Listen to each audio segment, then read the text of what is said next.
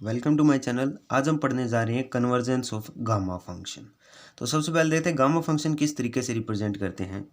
Integration from zero to infinity x raise to power n minus one e raise to power minus x into में d x, ये अपना gamma function को notation होती है, right. तो यहाँ पर देखा जाए तो इसकी लिमिट भी अनबाउंड है और एन की अलग अलग वैल्यू के लिए हम हो सकता है हमारा एफ एक्स भी अनबाउंड आ जाए।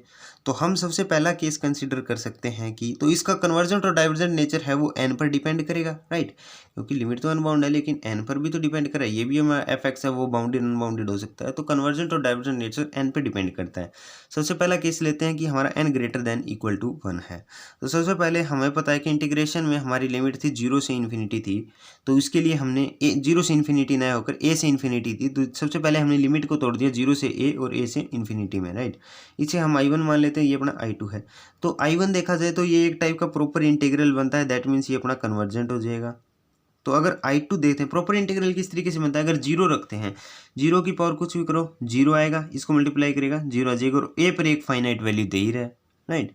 ए पर अपनी एक फाइनाइट वैल्यू दे रहा है। अगर हमारा लेस देन वन हो जाता तो वन अपॉन जीरो इन्फिनिटी देता, तब ये इम्प्रॉपर हो जाता। लेकिन अब एन ग्रेटर देन वन है, दैट मीन्स ये एक टाइप का प्रॉपर इंटीग्रल है। तो यहाँ से आई वन अपना कन्वर्जेंट आ गया। तो मेन फोकस रह जाता है आई टू पर। आई टू में क्या दिया गया, ए से infinity x raise to power n minus one into e raise to power minus x into में डी एक्स दे रखा है। तो यहाँ पर हम म्यू टेस्ट लगाते हैं। म्यू टेस्ट क्या है कि एफ एक्स हमने कुछ ऐसा मान लिया है, राइट। तो ये अपर लिमिट पे अनबाउंड है, means limit x approach to infinity x raise to power mu f x, कुछ ऐसी वैल्यू हमें फाइंड करनी होगी। तो limit x approach to infinity x raise to power mu f x क्या है, एफ एक्स अपना दे रखा है x raise to power n minus one e raise to power minus x. तो इन दोनों का बेस से पावर ऐड हो जाएगी, तो क्या आ जाएगा x raise to power mu plus n minus one और e raise to power minus x था, तो one divided by e raise to power x आ जाएगा, राइट। तो e raise to power x को हमने एक्सपेंड कर दिया कुछ इस तरीके से। अगर limit x tend to infinity करते हैं तो ये हमारा जीरो वैल्यू दे रहा है, क्योंकि अगर हमने क्या माना है म्यू अपना ग्रेटर देन वन हो जाता है, म्यू अगर हमारा ग्रेटर देन वन हो जाता है तो ये इसमें सब्ट्रैक्ट करिए पॉजिटिव वैल्यू देगा, और एन भी अपना बड़ा है, दैट मीन्स एक्स की वैल्यू पॉजिटिव आएगी, तो एक्स न्यूमिनेटर में रहेगा, डेनोमिनेटर में तो जाएगा नहीं। और यहाँ पर अगर हम x कॉमन ले लेते हैं तो x से x कैंसिल हो जाएगा, x की कुछ ना कुछ पावर कैंसिल हो जाएगी, और यहाँ पर इन्फिनिटी पुट कर देंगे हम। तो इन्फिनिटी पुट करने पर वन अपॉन इन्फिनिटी फॉर्म बनेगी। वन अपॉन इन्फिनिटी का होता है जीरो, होता है जीरो, एक फाइनाइट वैल्यू आ गया। और नेक्स्ट चीज़ ये देखी जाए कि म्यू है, वो म्यू अगर हमारा ग्रेटर देन वन है तो आई टू कन्वर्जेंट हो जाता है और आई भी अपना कन्वर्जेंट हो जाएगा। अगर ये हो जाता कि म्यू अपना लेस देन वन हो जाता, अगर अपना कुछ ऐसे आ जाता कि म्यू लेस देन वन आ गया, राइट। मान लो हमने लेट कर लिया कि म्यू लेस देन वन है, म्यू लेस देन वन है, दैट मीन्स वो माइनस में वन भी तो हम ले सकते हैं, अपनी मर्जी है। और एन हमने मान लिया वन आ रहा है किसी टाइम, क्योंकि n greater than equal to one की कंडीशन लिए एन हमने मान लिया वन आ रहा है, तो वन माइनस वन तो कैंसिल हो जाएगा, एक्स की power minus one, that means one divided by x की फॉर्म में आ जाता। फिर इन्फिनिटी पुट करते हैं तो भी ये क्या आ रहा है, वन अपॉन इन्फिनिटी, हमारे पास क्या आएगा जीरो आ रहा है। दैट मीन्स ये अपना फाइनाइट आ रहा है। तो म्यू ग्रेटर देन हो लेस देन हो कोई फर्क नहीं पड़ रहा। अगर एन की वैल्यू कुछ और होती तो म्यू लेस देन वन पर हमारा डेफिनेटली फर्क पड़ता, लेकिन म्यू ग्रेटर देन वन है तो हमारा आई टू कन्वर्जेंट आ रहा है। तो यहाँ से क्या कह सकते हैं, हमारा आई भी कन्वर्जेंट है, क्योंकि आई वन पहले ही कन्वर्जेंट था, आई टू यहाँ कन्वर्जेंट हो गया, तो आई अपना कन्वर्जेंट हो गया। दैट मीन्स जब हमारा n greater than equal to one होगा तो दिया गया इम्प्रॉपर इंटीग्रल कन्वर्जेंट होगा, राइट। म्यू पर वो डिपेंड नहीं कर रहा है। अब नेक्स्ट कंडीशन देख लेते हैं कि जो हमारा n है वो जीरो और वन के बीच में लाई कर रहा है। इन दैट केस सबसे पहले हमने प्रॉपर इंटीग्रल की लिमिट तोड़ दी, जीरो से a और a से इन्फिनिटी के बीच में। इसे हमने i मान लिया, ये अपना i1 और ये i2। तो सबसे पहले अगर i1 देखा जाए तो i1 क्या है, जीरो से a x raise to power n minus one e raise to power minus x into में डी एक्स है। तो म्यू टेस्ट लगाते हैं, ये लोअर लिमिट में अनबाउंड है, क्योंकि जीरो और वन के बीच में अगर हमारा n लाई कर रहा है तो ये नेगेटिव वैल्यू आएगी, x raise to power minus में कुछ आएगी। तो ये क्या आएगा, वन डिवाइड बाई में x आ जाएगा, x की जगह जीरो पुट करेंगे तो ये इन्फिनिटी वैल्यू देगा, राइट। इन्फिनिटी मीन्स ये x is equal to zero पर अनबाउंड है। तो लोअर लिमिट पे अनबाउंड है, तो क्या कहा जा सकता है, limit x approach to zero plus zero x raise to power mu f x, कुछ ये वैल्यू हमें चेक करनी होती है। तो ये क्या आएगा, limit x approach to zero x raise to power mu f x क्या है, x raise to power n minus one e raise to power minus x into में डी एक्स। तो ये दोनों का बेस सेम है, पावर ऐड हो जाएगी, ई की पावर नेगेटिव वन डिवाइड में चला जाएगा। तो यहाँ पर अगर हमारा म्यू है वो वन माइनस एन आ जाता है, अगर हमारा म्यू है वो वन माइनस एन आ जाता है, in that case limit x tend to infinity पर one divided by e raise to power x आ जाएगा। और एक्स की जगह अगर हम इन्फिनिटी पुट कर देते हैं तो वन डिवाइडेड बाई इन्फिनिटी अपने पास जीरो आएगा। ये वैल्यू क्या आ जाती है, अपने पास एक फाइनाइट वैल्यू आ जाती है, राइट। अपने पास क्या आ गई, एक फाइनाइट वैल्यू आ गई। फाइनाइट वैल्यू आ गई। और म्यू अपना क्या है, म्यू हमने क्या माना है, म्यू अपना 1 माइनस एन है। एन 0 और 1 के बीच में लाई कर रहा है, कुछ ना कुछ सब्ट्रैक्ट होगा, दैट मीन्स लेस देन 1 आ रहा है।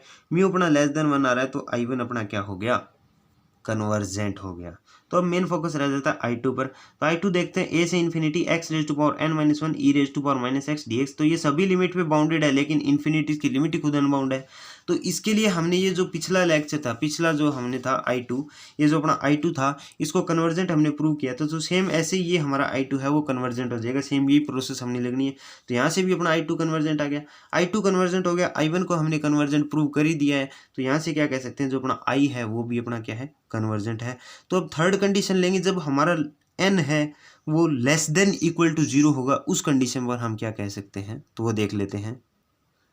n अगर हमारा लेस देन इक्वल टू 0 है, तो सबसे पहले हमारा इम्प्रॉपर इंटीग्रल है 0 से infinity x raise to power n minus one into e raise to power minus x d x. इसकी लिमिट तोड़ दी 0 से a और a से इन्फिनिटी के बीच में, क्योंकि जो हमने टेस्ट पढ़े हैं उनमें लिमिट है वो a से इन्फिनिटी होती है। तो इसे हमने i मान लिया, ये अपना I1 और ये I2। तो I1 देखते हैं, I1 क्या है, 0 से a x raise to power n minus one e raise to power minus x into में डी एक्स, कुछ इस तरीके से है। तो ये देखा जाए तो लोअर लिमिट में अनबाउंड है, क्योंकि n है वो लेस देन 0 है, दैट मीन नेगेटिव वैल्यू आएगी, तो 1/x आएगा। x के 0 पुट करने पर 1/0 क्या होता है, इन्फिनिटी होता है।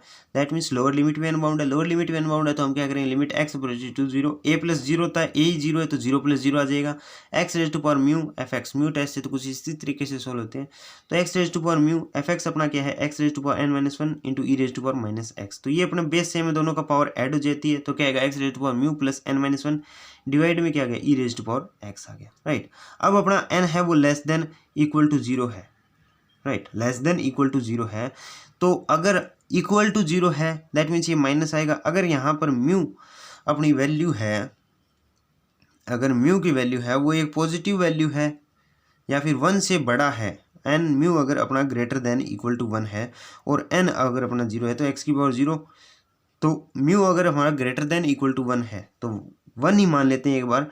तो 1 माइनस 1 0 और n हमने 0 मान लिया, तो इसकी पावर 0, तो 1 divided by e raise to power x अपनी फाइनाइट वैल्यू देगा, राइट। लेकिन अगर म्यू हमारा ग्रेटर देन 1 है, मान लिया 2 मान लिया, तो 2 माइनस में 1 1 बचेगा, और म्यू लेस देन 1 है तो दैट इन माइनस का 2 आ सकता है। तो ये फाइनाइट या इनफाइनाइट दोनों वैल्यू यहाँ से हमें मिलती है, फाइनाइट भी मिल सकती है और इनफाइनाइट दोनों वैल्यू मिल सकती है। तो अगर हमारा mu greater than equal to 1 आ जाता है, अब अपना म्यू पर डिपेंड कर रहा है, तो हमारा म्यू क्या है, ग्रेटर देन इक्वल टू 1 है, तो ये जो इम्प्रॉपर इंटीग्रल है वो डाइवर्जेंट हो जाता है। तो यहाँ से हम क्या कह सकते हैं, ये अपना डाइवर्जेंट हो गया, तो ये डाइवर्जेंट हो जाता है आई, तो यहाँ से क्या आ गया, आई भी अपना डाइवर्जेंट हो गया। तो हमें क्या पता चलता है कि ये जो गामा फंक्शन है ये हमारा n ग्रेटर देन 0 के लिए तो कन्वर्जेंट है, लेकिन जब n की value less than equal to 0 आ जाती है तो ये हमारा गामा फंक्शन है वो डाइवर्जेंट हो जाता है। तो यहाँ से हम क्या कह सकते हैं, दिया गया हमारा गामा फंक्शन वो कन्वर्जेंट कब होगा, जब n ग्रेटर देन 0 होगा, और वो डाइवर्जेंट होगा जब हमारा n है वो लेस देन इक्वल टू 0 होगा, तो वो हमारा डाइवर्जेंट होगा। Thank you.